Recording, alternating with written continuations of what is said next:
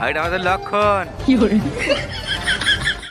তা যাই হোক বন্ধুরা, গ্রামের মতো শান্তি তুমি কোথায় পাবো না। তুমি দেশে যেখানেই থাকো না কেন, আর তোমার গ্রাম যেরকমই হোক না কেন, শান্তি একমাত্র গ্রামেই পাবে। আর গ্রামে এসে রামকা লক্ষণকে পেয়ে গেলাম। তা তোমরা দেখতে থাকো।